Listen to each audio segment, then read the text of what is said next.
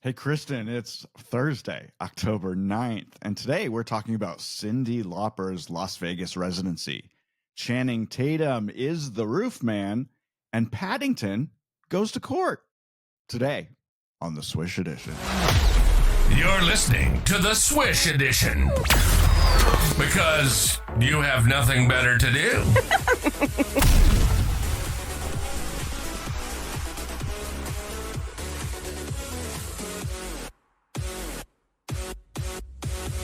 I want to talk about AI again.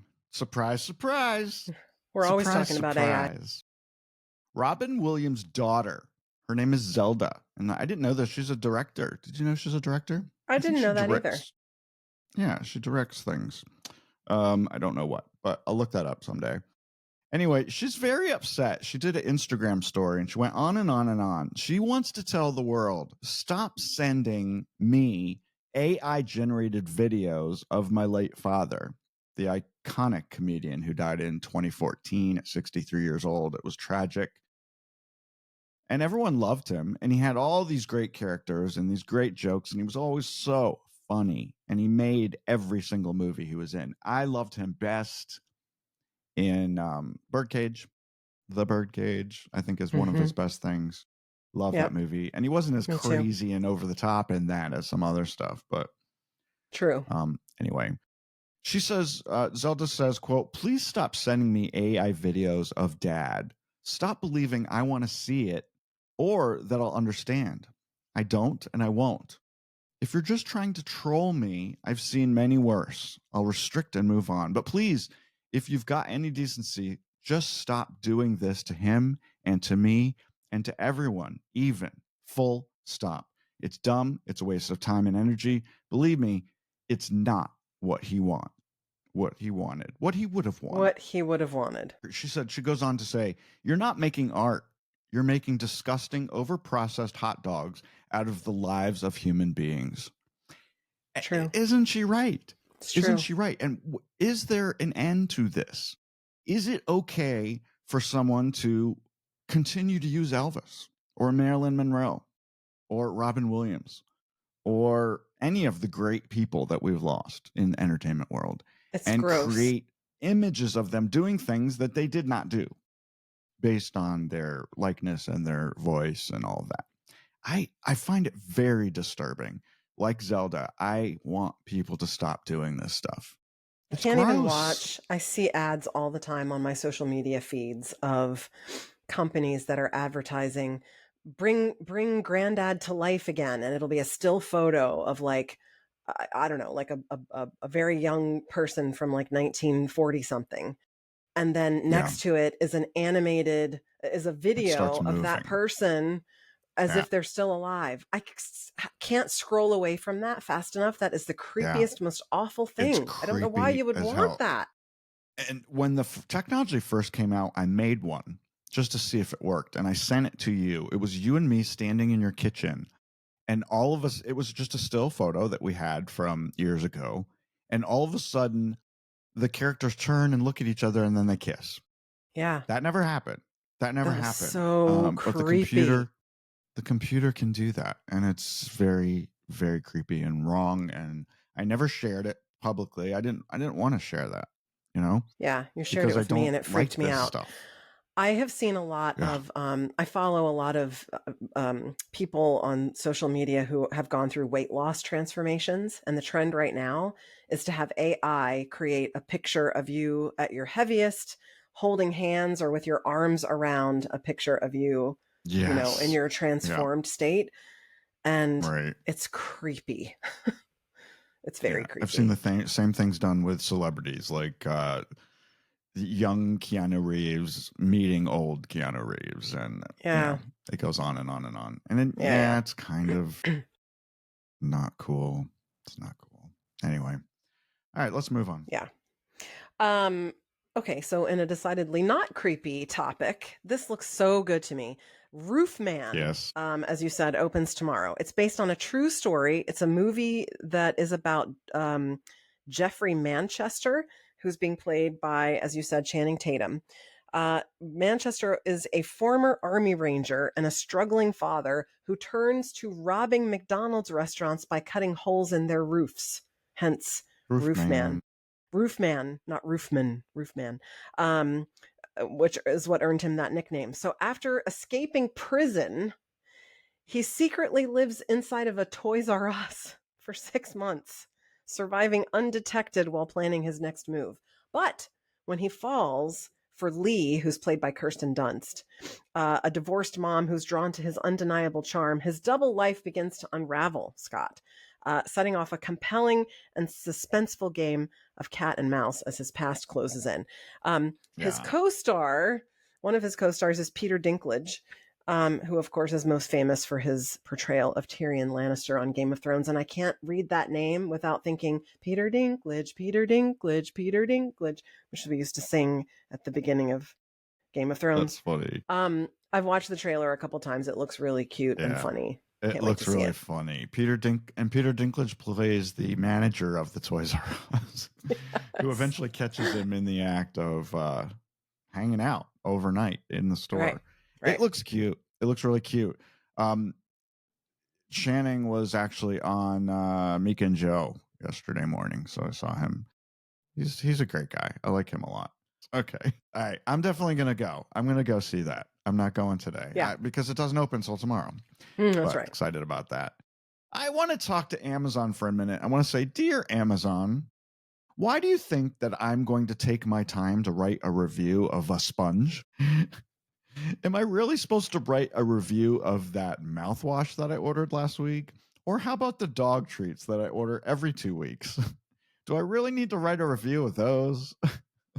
Literally every time I buy something from Amazon, I get an email a couple days later after they know I've received it, asking me to write a review of that thing on their website. There must be some setting that you need to turn off, because I don't get any such thing as that. And I order things on Amazon daily. Really? Yes. And you're not getting them? Nope. So I wrote, of course, I posted a picture of my sponges that I bought, and I wrote a parody review. But I did it on Facebook to my friends, not to the world on Amazon, because I don't have time for that. But I had time to make fun of it. Exactly. And then guess what happened? My friends were not happy with my choice of sponges. And they said, you're using the wrong sponges. Everybody said you need to be using Scrub Daddy instead of Scotch Brite. Yeah, Scrub Mommy is the best one. 100%. Well, I love my what did I call them? Scotch Brite. So do you know what's funny about that? They're fine. They're fine. I insist on the Scrub Mommy now. It's the only acceptable sponge. Yeah. Rob hates it. And so behind our sink, there's one like you like, the Scotch Brite, whatever double-sided one that he uses when he washes dishes, and the Scrub Mommy when I wash dishes. There you go. See, everybody has their preferences when it comes to sponges and mouthwash and dog treats. That's right. Dual sponges is the key to a happy marriage. Well, I also go through one a week because I refuse to let it get icky. So it goes right in the garbage after a week, and I pull out another one. So I want to tell you a story about Studio Canal. It's a company that owns Paddington Bear. You know Paddington Bear. He's been around for a while. He started, I think, in books and then cartoons, and then they made several movies, live action movies with Paddington, and he's very popular. But now Studio Canal is suing a company called Avalon for a British parody YouTube series called Splitting Image. They have depicted the bear, which is clearly supposed to be Paddington Bear, as a foul-mouthed podcast host. Fucking A. At one point, the bear in the YouTube series says, I am from Peru, motherfuckers. I am Paddington Bear from Peru. Also in the video, Prince Harry and Elon Musk.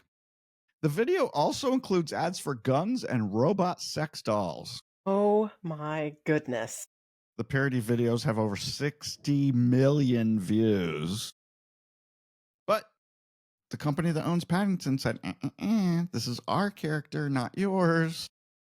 So they're suing. Now, obviously, parody is allowed in the United States. You're allowed to parody Donald Trump. You're allowed to parody Prince Harry. You're allowed to parody Elon Musk because these are public figures. But Mm-hmm. what about when it comes to characters? Can't do that with Mickey Mouse. Can't do that with Because Paddington. they're owned by Can't- an entity. yeah. Yeah. Can't do it with Superman. I mean, these are characters that are owned by companies. Yeah. They're not individual people who are real people. I think these people are going to lose. I think they're going to lose, but it is funny. It is funny. How? Yeah. Yowza. And speaking of robot sex dolls, which I think sounds like a great idea, you know, I'm not even joking. Some months ago, I wrote you a text and I said, I got a business idea. And I never got any feedback from you. I remember you not responding to me. You must have been busy doing something else, because my business idea was I want to start a dildo rental company online where people could rent dildos and then send them back when they were done. Does that sound like a good business idea? Dear God, no, absolutely not. Terrible idea, terrible decision. Speaking of terrible ideas and terrible decisions, Trump admitted this week that Puff Daddy, as he still insists on calling him, even though we're beyond that name iteration, right? Has asked for a pardon. And Trump previously said that he was, quote, seriously considering it, calling Sean Combs, quote, half innocent. What does that even mean? Many people, many conservatives or erstwhile Trump supporters, including Megyn Kelly and 50 Cent, have pleaded with him, please don't do this. Meanwhile, Combs' attorneys have officially petitioned the court to move him to a cushier facility in New Jersey because they say the Brooklyn Metropolitan Detention Center, where he's been for the past year, is dangerous, full of drugs, and furthermore, not easy for his relatives to visit him. Imagine prison full of drugs. Isn't it crazy that we have not figured out yet in 2025 to keep drugs out of our prisons? It just can't be done. Can't be done. I mean, Orange is the New Black is one of our favorite shows of all time. I think we've watched the entire series 3 times. Those people could get anything they wanted in that prison. And it does happen in real life. Yeah. It's absolutely crazy. Anyway, switching gears completely. Yesterday we talked about Dolly Parton and putting off her residency, but one of the people signing up to do a residency at the Caesars Palace Coliseum is Cyndi Lauper, which nobody saw this coming because she just did her Girls Just Want to Have Fun farewell tour. They also, most recently, you've seen her the Grammy salute to Cyndi Lauper on TV. Yeah. The 72-year-old singer is not done. She will play Caesars Palace Coliseum April 24th, 25th, 29th, and May 1st and 2nd. So that's next spring. You got time to plan for that. Yeah. Pre-sales are happening now for Citi credit card members and Caesars Rewards members, and then tickets go on the general sale to nobodies. You know, they go on sale tomorrow, Friday. To nobodies. A funny anecdote about Cyndi Lauper. Max's teacher, for whatever reason, Max is in 2nd grade. For whatever reason, his teacher played the song "We Are the World" from 80, whatever that was, 84, 84, I think, something like that. She played that song for them, and Max came home and was singing it and said, "Mama, can you look this up on YouTube?" So we watched the video together, and I was, naming all the artists and whatever. And when it came to Cyndi Lauper's part, do you remember she was with Huey Lewis and somebody else, and she was very animated, like she was jumping up and down while she was singing, and Max said, "Whoever that lady is with the pink hair, she's such a show off. Why is she doing that?" And I thought, well, that was her whole shtick, right? Like that was her persona and personality. And now she's doing commercials for what drug does she rep for? Like a psoriasis drug or something. And I thought, my God, how far she's come. Very far. So far that Lauper is being inducted into the Rock and Roll Hall of Fame on November 8th, which I'm excited for her. About. She deserves to be there. She's still going strong at 72. Yeah. My 2 favorite songs of hers are True Colors and I Drove All Night. I know I Drove All Night's not her song, but she covered it lovely, just like Cher did. So I like both of them. Yeah. Yep. All right, that's it for Thursday. How about we do this one more time tomorrow? Cool with that? Okay. Sounds good. Okay, Okay. bye. Okay. The Swish Edition is a production of Bethwick Media, LLC. Learn more about the show at swishedition.com. And don't forget to subscribe and leave a review on your favorite podcast app or site. But only if you like us.